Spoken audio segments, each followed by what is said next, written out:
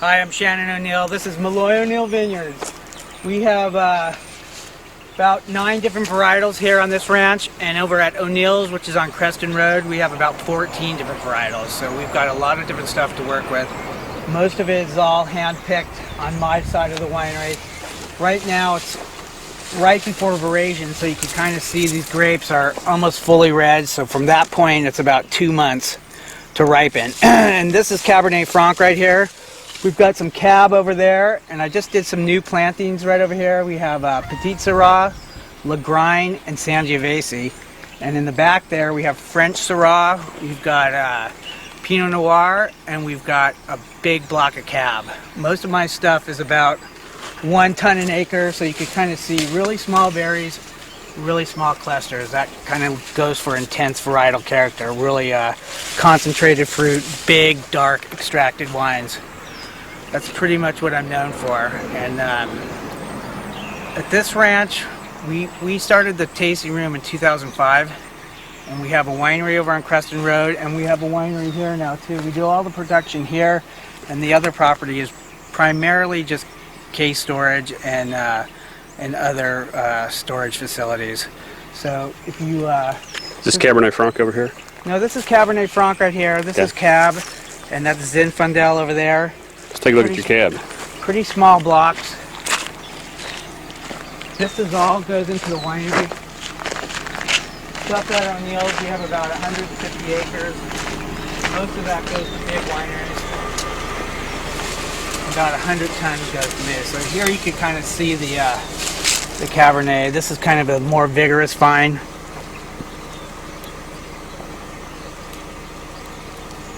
And these two, this looks like 100% veraison, so we're looking about 2 months for harvest. And these vines right here are a little bit more vigorous than the stuff in the back. The soils are a little bit different. Primarily here we have, it's called Paso Arbuckle Complex, and it's sandy loam type soils that are very good drainage and leads to pretty high quality fruit. So we're pretty lucky here. This is our Zinfandel Block. You can kind of see that there's a little bit of uneven ripening here. This is a little bit different than the Cab. Kind of have to go through and pick it a couple times during the season. So this is our estate Zin. We also have Zin Hillside over at O'Neill's. And then I've got a little bit more that I get from another vineyard. And although it doesn't look that great, quality of the fruit is really intense. Usually go for like the big jammy Zins. And I like the sugars about 27 bricks, so we kind of get a higher alcohol, more big extracted Zin. And this is only about 0.5 acres, so I don't have that much. And then I have another 0.5 over at O'Neill, so I don't get that much Zin, but I do supplement it by buying a little bit. As you can see over here, some of the green. These are what they call the little sisters, so they harvest about 2 or 3 weeks after this cluster right here. So you actually have to go through it about 3 or 4 times to get it all. Yeah, it's pretty good stuff. We're here visiting with winemaker Shannon O'Neill of Maloy O'Neill Vineyards in Paso, Robles, California. Shannon, welcome. Hello. Got an extra guest here as well. To see our winery dog. Winery dog. Shannon, tell us a little bit about Paso Robles as a wine appellation, and more specifically where you're located. Elaborate perhaps a bit on the soil, the general climate, rainfall, and even temperature swings in this location. Well, we're on the east side of Paso, so there's 2 basic regions. There's west side, which is on the other side of 101, and east side. Most of the grapes on the east side are, bigger wineries, although there are a lot of mom and pops now. Like us, our region here is called the Backroads, and we're kind of in the Estrella Geneseo area. Basically, the soils here are, like I mentioned before, Paso Arbuckle Complex. It's kind of a sandy loam, and it's really conducive to high quality grapes. The soils differ from different appellations, but on the east side they're primarily kind of loamy, clay, and a little bit of sand complex. So it's good drainage and pretty good stuff overall. The grapes here on the east side are a little bit bigger in style than the west side. It's more kind of darker, more extracted. It's a little bit hotter over here, and we get less rainfall. On the west side they get about 40 inches a year, and on the east side here we get about 13 inches on average. So it's a lot less. So we have to irrigate. Over there on the west side they can dry farm a little bit. But on this property we have about 9 varietals, and on our other property at O'Neill's we have about 14 varietals. What different varieties total do you produce, if you can name them off? On this property we have Syrah, we've got Pinot Noir, Cab Franc, Zinfandel, Lagrigne, Sangiovese, and Petit Syrah. And then at the other property we have Merlot, Cab, Syrah, Zinfandel, Petit Syrah, Muscat, Malvasia, Chardonnay, Tempranillo, Malbec, Zinfandel. What's your total case production of all the flavors combined? It's around 5,000 a year. I make about 36 different wines, so I've got a lot of stuff. But what year was the winery founded? We started in '99, but the tasting room didn't get open until about 2005. So we weren't open to the public, so we didn't really have a tasting venue, but we were selling wine. What's your winemaking background? I went to UC Davis and I got a degree in fermentation science, and we've owned the property over there at O'Neill's since 1980, so we've kind of been in the business for a long time. But I had a job in Silicon Valley. I was a fermentation scientist for a big biotech company. We were making enzymes instead of wine, so it's pretty much the same thing, but not as tasty of a product. I assume that helped you in your aspirations for wine production then? It was pretty good. I mean, it was kind of high tech, so a little bit more complicated than wine, but I've been making wine for, my first vintage was 1984, so I've had lots of practice. Well, the winery, or the name, is Maloy O'Neill, yet you're Shannon O'Neill, so where does the Malloy come from? The Malloy is my wife, Maureen, and we kind of mixed the two names together, and if you look at our label, the crest is a blend between our two crests of Ireland, so it's kind of... Now, one side of the crest, now, I believe it's yours, is the bloody hand or bloody glove. Right. And the story on that, I've made up kind of as I go along the way to different accounts. But, well, it's a long story, but it's basically Red Hugh, who is the king of the O'Neills, and the story goes that when they got kicked out of Ireland, the Queen said, first one to touch your hand on shore gets the island, and two of the clans were there at the same time, and Red Hugh cut his hand off and threw it on the shore.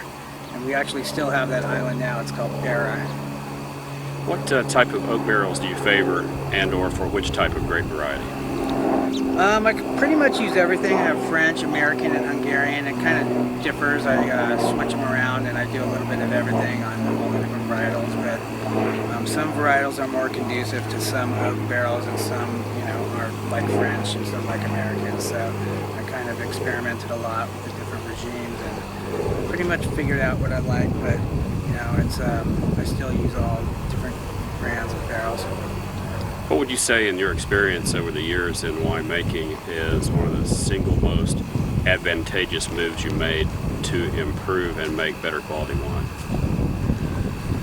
I think most of it is in the vineyard. In about '95, we switched to like intense canopy management system where we leave thin and shoot thin and pull the canopy up, and it really improved the fruit quality. I'm pretty much a traditionalist. I don't mess around with the wine too much. I pretty much let nature take its place, and I do everything by hand, so it's more hand punch downs and very handcrafted, bottling by hand, etc. Some fun questions as we finish up, and one will be, what do you remember, even in the early days or present, is the best wine you've ever tasted? That I made? No, the best wine you ever tasted. Well, not yours. Of course, it would have been mine, but I like those Bordeaux that you busted out last time we were in Oklahoma. Those were pretty good. I was skeptical. I'm not much of a French wine guy, but I was pleasantly surprised on those. Got a note for rating the cellar when you visit. What do you think is the best wine to the moment that you've ever made? I have an 05 Petit Syrah that's just incredible. I think it's around 16.5. So it's one of my big bombers, but it's just very extracted, dark, and concentrated. It's I liken it to squid ink and motor oil. When I met you years ago, I pulled up and you were outside of the trailer house tasting room, punching down grapes in a trash can with a hoe. And I said, what in the hell is that? And you said some type of ancient unknown Italian variety that's supposed to be the darkest and heaviest in anthocyanins. Do you have any idea what that was? I think it was Aglianico, but I don't really think that's the darkest Italian varietal. It didn't turn out that dark, but it was pretty good. What did you ever do with the trash can full of it? Yeah. I mean, I still make wine in trash cans once in a while when we have excess and overflow, but yeah, those were the good old days. Now I'm a little bit more high tech. We use macro bins instead of trash cans. Well, living or dead, who would be the one person you would most like to share a bottle of your best Malloy O'Neill wine? Somebody that was influential in your winemaking career, a known actor or musician or president? Probably my great-grandfather, who was also a winemaker, and he was kind of the during Prohibition, he was the Italian connection in Jersey City, so he had this basement full of wine, and he was a pretty well-known winemaker in the neighborhood, so I think he'd be really impressed with some of the stuff that I was cranking out now. Very different, I'm sure. Yeah. Excellent. Well, we know that the Malloy O'Neill wines have always been spectacular. Quality continues to improve, and they're certainly worth seeking out around, and look for the Bloody Hand half crest on Shannon's side of the family.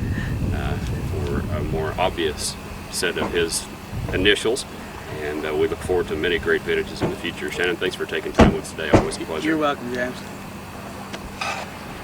Just that.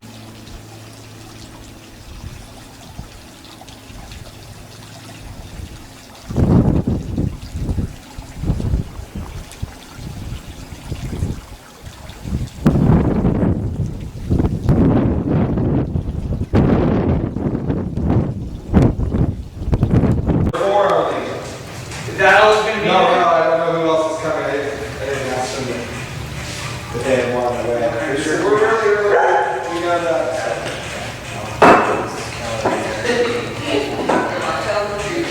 What is it? What about you, James? What do you want? Big red wine.